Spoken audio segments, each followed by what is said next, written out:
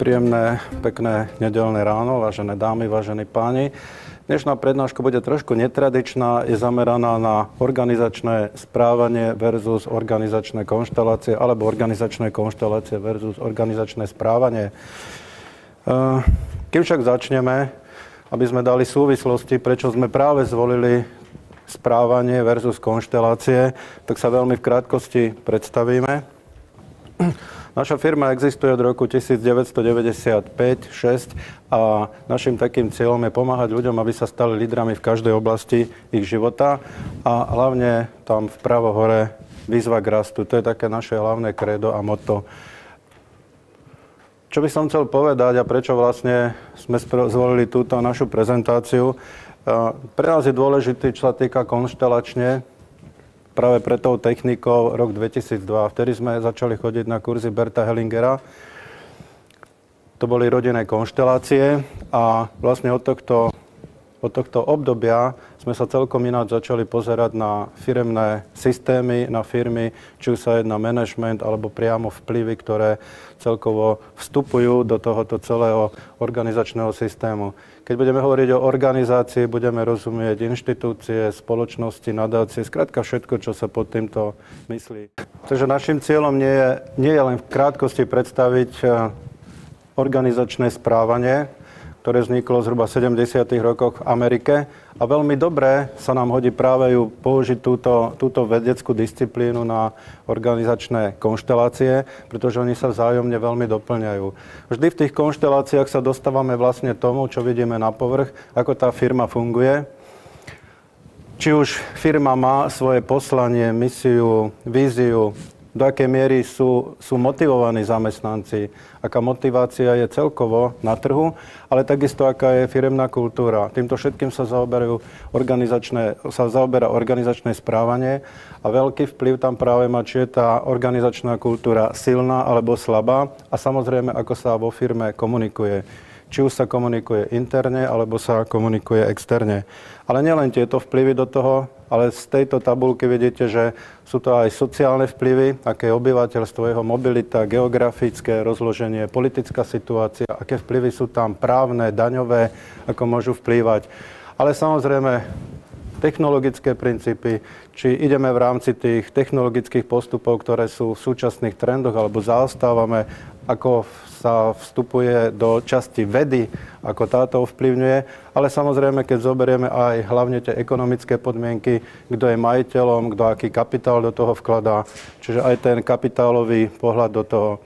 Takže jedna časť je tá, ktorá sa týka vlastne tej firmy, cenotvorby, jej propagácie, miesta geografického a potom všetky tie vplyvy, ktoré vstupujú ako makroúroveň z tej vonkajšieho hľadiska. Dôležité je, čo chceme povedať o firemných konšteláciách ako jedna technika, keď niečo nám nefunguje. Budeme hovoriť o tom, že často nefungujú vzťahy na pracovisku a hľadá sa prečo. Aby sme len nehovorili, pretože organizačné konštelácie treba zažiť, tak sa na to spolu pozrime. Pozrite sa, jak sa dá vymodelovať úplne jednoduchý vzťah, ktorý môže priniesť obrovský problém. Ak ja by som bola v nejakej firme, ktorej pracujem, dajme tomu od začiatku, dajme tomu na ministerstve. Môžeme dať ministerstvo, je to konkrétny príklad. Na ministerstve pracujem ako sekretárka 30 rokov. Vždy robím sekretárku ministrovi. Môžem vás poprosiť? A prichádza nový minister. Poďte vedľa. Pozrite sa, automaticky ho uvádzam do priestoru. Ja to tu poznám, ja som tu už roky. A takýchto ako je on sa tu už vystriedalo 12. A to vám ani nebudem hovoriť, čo to boli za ľudia. Pozrite sa na ňo. Nevie ani stáť. nevie, kde je jeho miesto. To nehovorím verbálne, ale to všetko vyjadrujem z neverbálneho hľadiska. Vlastne modelujem tu na teraz nejaký vzťah. Ako sa cítite, keď som vás sem postavila? Tak nie úplne vo svojej koži, ale... Teraz je na mne, ako sa budem k nemu správať. Buď, ale áno, pán minister, nech sa páči, dáte si kávičku, čajíček. Tento vzťah, ktorý práve vyjadrujem, je vzťah matka a dieťa. Ako sa cítite, keď sa niekto k vám správa ako matka k dieťaťu? Tak asi lepšie. Lepšie? Asi áno. Čo sa týka toho rozhodnutia o eurofondoch, by som radila, pretože toto už poznám, túto situáciu, sa to párkrát opakovalo v tejto firme, aby sme uprednostnili tú a tú firmu. Zaručuje nám to, a teraz môžem si vymysleť, čo nám to asi dá. Ako sa teraz cítite? Rozpačito, áno? A tak by sa, tento vzťah by sa mohol vyvíjať ďalej do postupného antagonizmu. Pretože ja všetko viem, pozrite sa, aká som múdra a vy ste ten, ktorý sa odo mňa učíte. To vôbec nie je správne, predsa. No áno, tu nastane medzi nami konflikt a on mi začne dokazovať, že je lepší, že je väčší ako ja, že on tomu lepšie rozumie, že je mladší a má nové a nové informácie. A aby máme klasický vzťah. No a keď tento vzťah funguje týmto spôsobom, áno, pán minister, my to spolu dokážeme, my to spolu spravíme, zbúri sa. Múdra žena, alebo ten, ktorý tieto vzťahy pozná, povie, áno, služobníček, som tu pre vás. Všetko je o dobrej službe. Ako náhle ho uznám ako za ministra, ako vám sa k nemu ako niekomu, kto je najlepší na túto funkciu, naše vzťahy sa menia. Je tak? Asi áno. Všimnite si, že teraz si založil ruky a už nič nemusí robiť. Pretože som tu ja, ktorá to za neho odmáka. No aby sme vedeli, ako to funguje, ukážem vám úplne jednoduchú konšteláciu. A aby ste to prežili, ako to funguje, tak sa na začiatku zahráme. Zoberieme si, tak poďte, vy budete predseda dozornej rady. No, nech sa páči, poďte ku mne.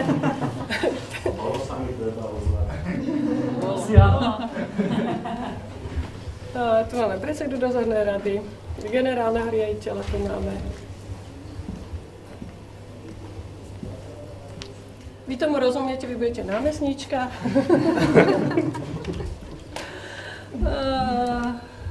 Akú firmu modelujeme? Povedzte si. Ako počítač. Typ firmy? IT teda? Máme si IT, takže máme tam zase centrála obchod, áno? Takže si dáme... Vás je tu menej, vy budete tá centrála. Všetci budete tu účinkovať teraz. A vy budete obchod. Celé toto okolie budú predstavovať zákazníci. Áno, toto sú všetko zákazníci, aj to biele plátno. Všade dokolo máte zákazníkov. Vy ste v strede tejto firmy. Ja som s manželom kríza. Vonkajšia a vnútorná, ktorá tu bude v tejto firme fungovať.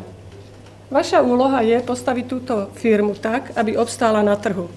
Poďte, nájdite si každé miesto voči generálnemu námestničke, predsedovi dozornej rady. Nech sa páči, poďte postaviť firmu. Vy ste obchod, toto je centrála. Mária, ty si vnútorná kríza, ja som vonkajšia. Dobre. Nech sa páči, poďte každý, vyskúšajte si to. Nájdete riešenie.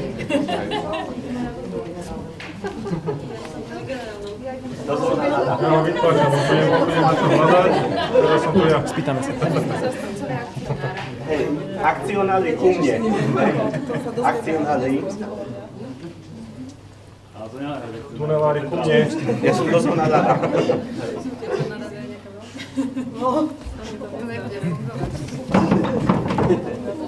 Ja som vonkajšia kríza. Opäť, pozrite sa. V tejto pozícii, všimnite si, jak stojíte, všetkých zaujíma firma, to, čo sa vo vnútri deje. Áno?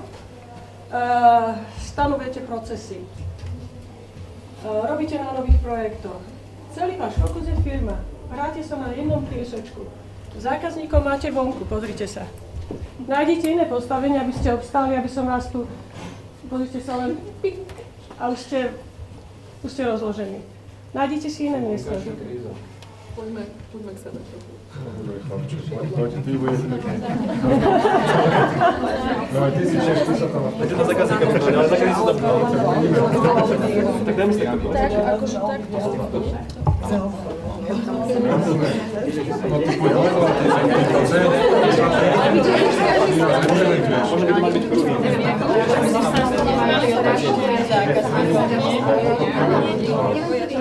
No, keď sme my... Viete, že možno by to mali byť kruhy, že tí, čo majú akože vnútorné procesy, by mali v strede. Skúste to precítiť. No výborne, super. Robte. No. Vedenie má byť pokope, nemôže byť rozdelené, lebo v podstate potom Dostať vedenie, potom to okolo a to nejako Tak byť na konci a manažment v strede. My sme akcionári, takže akcionári sem, za nás, akcionári k nám. Toto bolo vedenie. Vedenie. akcionári to zasahuje. Ale Však oni sa kúkajú a dozor dá sa len pozerať, čo sa deje. však dobre, ale však teraz otázka je, že kde je vpredu. Akcionár by mohol byť na stoličke. Máme nejaký segment, na to tak navrhol. Dobre, takže management do stredu. Akcionár by mohol stať na stoličke tak, aby videl. Ja som to myslel, len sa mi nechce vyzúvať. Dobre, kde máme to je Ja stojím tam, kde treba. Vy tu všetci kecate a nikto nehľadá koordináciu. Druhým samozvaný vedúci, môžem? Áno. Nie? management má. Management. Nie, neviem hlasovať, môže, nemôže. Môže, ale toto není demokracia vo firme. To znamená, Keď niekto povie, že áno, alebo Ja teda... som Ja akcionár. vás teraz stopne, všimnite si, často to takto vo firmách funguje. Presne vyjadrujete nejakú situáciu vo firme. Ale vy ste akcionár, to znamená, že môžete sa k tomu raz ročne vyjadriť, keď sa sformujeme, potom k tomu nám môžete povedať vaše stanovisko. Ale ja som väčšinou. My ani s vami nekomunikujeme. Ja komunikujem s... ja ťa platím, alebo my ťa platíme, hej, a máme krízu, rieš, hej. My sme tu bokom a pozerám. Rieš, riaditeľ rieš. Nás rozložila. My sme tu spolu. Rieš. A keď ste vy dve spolu s dobrými nápadmi, pozrite sa a s novou stratégiou nič neurobíte.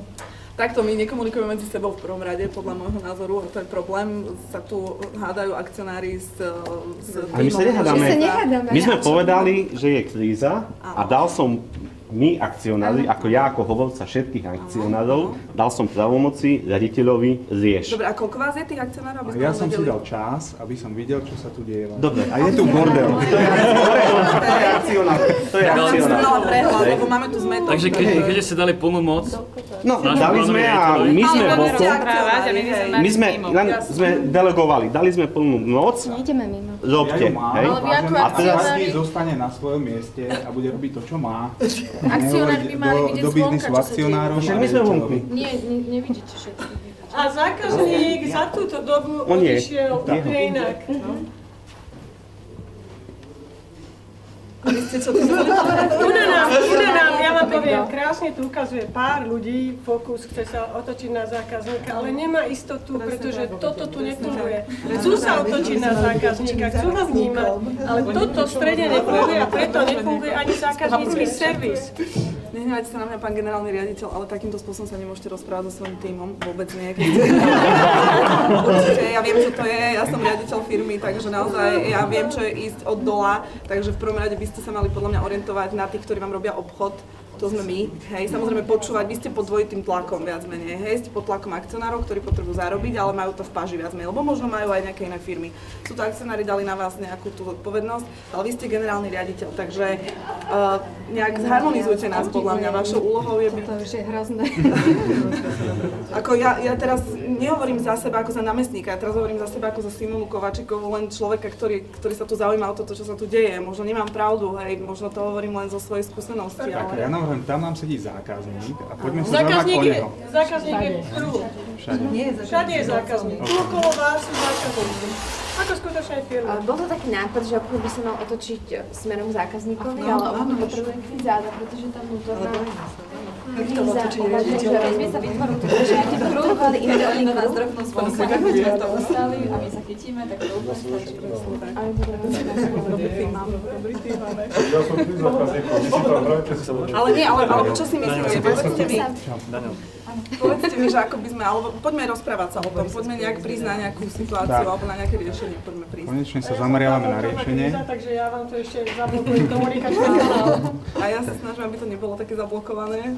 Konečne len nevyjadrujeme názory, ale aj hľadáme, Presne tak. čo treba robiť. Presne tak. A ja preto stojím, pretože som tu posledný prišiel a chcem vidieť, čo sa tu deje a nezačať hneď organizovať. Takže tam máme konkrétneho zákazníka. Okolo sú ďalší, ale ja chcem jedného konkrétneho na začiatok obslúžiť dobre. Kto s tým vie najlepšie pomôcť? Obchod? To znamená, že obchod sa postaví teda smerom k tomu zákazníkovi. Čiže pozrieme konkrétneho zákazníka. Začneme s jedným, potom s druhým, potom s tretím. Nemôžeme naháňať 50 na. A vtedy sa tam máme aj to, tak tu je ďalší, čo sa nudíte. Vy, keď nás odháňate, my nemôžeme tú krízu vyhnať znútra?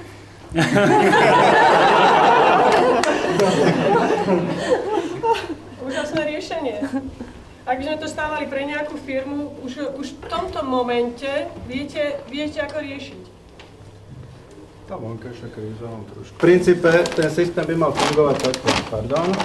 Aj vy sa postavte hore, tá dáma. Všetci sa postavte chrbtami k nemu. Tak. A poďte úplne sem. Všetci chrbtami k nemu, k ním. Tak. Áno. Teraz obchod dokola. To nikto nepočúval. Je dobré si dať ruky ešte takto, keď robíte policajný kordón. Dobre ste povedali, niekto nás nepočúval. Policajný kordón. Tak, pýtam kto to tam povedal?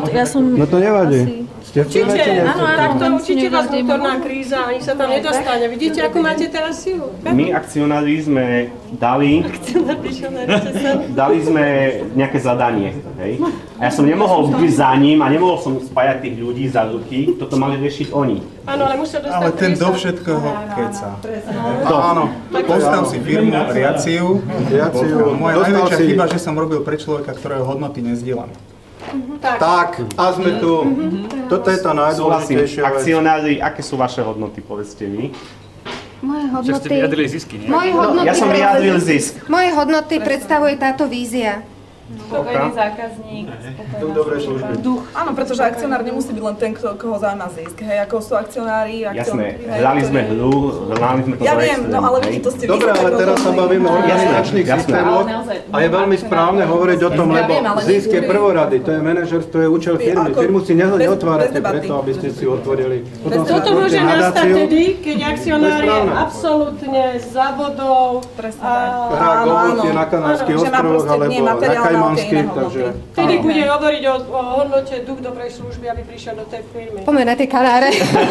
Takže by ste si tú dobrú službu zavolali dovnútra, ktorý by vám dal silu. Ja som úplne nepochopila presne, že aká je táto úloha. Duch dobrej služby. Nazývame to duch dobrej služby. Čo je duch dobrej služby? To je to, čo človeka naplňa. Nie len okrem peniazí. Tu máte zákazníka. Keby tu bol duch dobrej služby, aká by bola vaša otázka na toho zákazníka, alebo čo by ste mu povedali? Ste spokojní s našim životom? To je pre vás urobiť. To je pekné. Super. Čo môžeme pre vás spraviť? Vyfénujeme všetko, čo treba. Takže tu máme duch a dobrého služby k externému zákazníkovi a keď vy ste silní a dobrí a tu je duch dobrej služby, ako budete fungovať s vašim interným zákazníkom? S našim interným? Áno, toto je váš interný zákazník. Vidíte ten bojovný postoj tej dámy? Ja už bolia ruky. Tuto máme externého obchod, tu je externý zákazník a toto sú vlastne vaši interní zákazníci, ktorým vy slúžite. Aha, tak to ja osobne. A otočte sa dozadu. Vy obchod a centrála, otočte sa dozadu. Teraz celý fokus je na centrálu. Čo môžem pre vás urobiť, pán generálny riaditeľ, pani námestníčka? Toto často vidíte vo firmách, fokus na vedenie. Toto nefunguje, pretože zákazníka majú za chrbátom. Otočte sa. A duch dobrej služby funguje tak, že vy zhora sa pýtate ich. Čo môžem pre teba spraviť, aby si fungoval lepšie? Výborne, super. Čo pýtate sa? Čiže vlastne myslíte, duch dobrej služby je v podstate ako keby tá správna komunikácia medzi týmito a nimi a zákazníkom. Áno. A ešte čo máte im povedať? Vy? Som tu pre vás. Presne tak, povedz im to nahlas. Som tu pre vás. A máte našu podporu. Ukážte, daj im tú podporu. Daj im tú podporu každému. Povedzte im to. Povedzte im to. Máte moju dôveru a podporu. Jak sa cítite teraz, keď vám to dali? Pozrite sa, kríza číha, vy sa tu nedržíte. Toto ešte ďalší moment, ktorý nastáva vo firme. Títo sú na jednej úrovni, pozrite sa v tomto kruhu. Oni na seba nevidia. Tu často vzniká medzi tými obchodnými týmami konflikt, lebo nevidia na seba, nevedia, čo robia. A my potrebujeme jedného človeka medzi nami a vrcholovým vedením, nie? Nie, stačí vianočný večerok a firemný víkend. Áno, viacej tam bude článkov. Tu je dôležité, aby chápali títo ľudia, že vidia zákazníka vždy z inej strany. Počkajte, už raz vysvetlíme. Dobre, necháte to tak, ale vidíte, že ste prišli vôbec na to, jak majú fungovať v organizácii vzťahy z takéhoto jednoduchého postavenia. No, čo je to ešte dôležité, akcionára vždy budú zaujímať len peniaze. Preto tú firmu vytvoril, nie pre vaše nejaké krásne oči, alebo len tak pre zákazníka. Chce to peniaze. Dobre. Dobre, druhá vec je tá, že keď aj vy by ste sa rozhodli robiť, lebo aj vy robíte nakoniec pre peniaze, tiež to nerobíte len, tak je dôležité, aby aj títo ľudia si dali vlastnú víziu. Každá firma má víziu, aj títo si dajú, že pre blaho tých a tak ďalej, pre lepšie zajtrajšky a podobne. Vy si musíte dať svoju firemnú víziu, osobnú víziu. Tento tým si tiež musí dať svoju víziu, aby mohli fungovať. Vtedy to ide. Ja si myslím, že tú víziu treba odkomunikovať vždy tým ľuďom, či už tým našim interným ľuďom, alebo tým externým. Nie, títo ľudia musia s vami spraviť tú víziu, aby dobre fungovali. Vy dáte len základný postoj. A teraz urobíme, čo by tu malo nastať. Jedna vec ešte môže platiť, ak naozaj ten generálny najvyšší nesúhlasí tým, čo sa tu deje. Môže to byť firma tunelujúca, ostatné. Nesúhlasí, odíde preč, to je jasné, takých ľudí poznáme veľa. Tá hodnota poslania osobného musí byť v súvislosti s tou firemnou. Keď to nie je, tak ďalej. Ale financie môžu byť aj tak, že predávame dobré počítače. Jasné. A môžete sa dobre nabaliť. Čo by mal povedať akcionár generálnemu riaditeľovi? Pozrite sa, máme tu pripravený určitý systém. Je to doslova graf, ktorý vám potom premietneme. Predstavte si, že ste zástupcovia vašej firmy. Ak máte firmu vynikajúce, pozrieme sa, kde sa nachádzate v budovaní toho systému, tu ako sme to videli. Nepovieme vám, čo je v týchto štvorcoch, ale už teraz pozrite sa, do každého tohto štvorca ukladám určitý program. Teda tu je ďalší program. Prejdem na tú trojku. Tu je ďalší program a tu je zase vkladám sem program. Vaša úloha bude teraz, prejdete, nemusíte ísť po rade, prejdete cez tieto štvorce a len zosnímate pocity. Teraz ideme úplne mimo logiky. Bez ohľadu, či ste zamestnanec, nepracujete. Len si prejdete a potom si nájdete miesto, kde vám je najlepšie. Kde sa najlepšie cítite. Môžeme teraz už? Áno.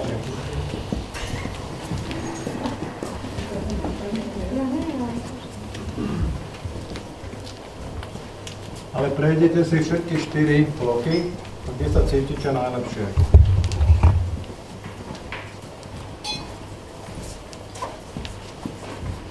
A choďte pomaličky, vychutnajte si každý štvorec. Aj keď podnikáte samé, že sama ste podnikateľka, alebo niečo robíte, tak aj tak choďte a uvidíte, kde sa nachádzate s vašim podnikaním. A keď máte pocit, že už niekde je najlepšia plocha, tak tam zostaňte.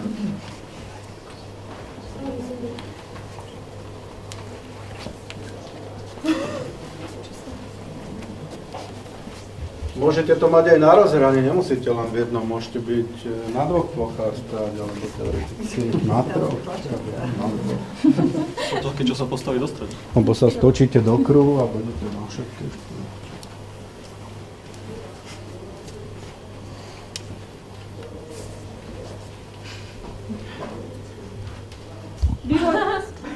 Tak teda ďakujem. V podstate sa vysvetlíme. Ktoré sú nejaké údaje. Citlivosť k zákazníkom a dôraz na organizáciu a kontrolu. Ak sa tu nachádzate v tej jednotke, tak samozrejme pochopili ste, čo chce trh. Citlivosť na zákazníka, objavili ste dieru na trhu, objavili ste niečo nové, čo teda zákazník chce. A počas toho budujete organizáciu. Teda budovanie organizácie ide, ale tá fokus na zákazníka je silnejší.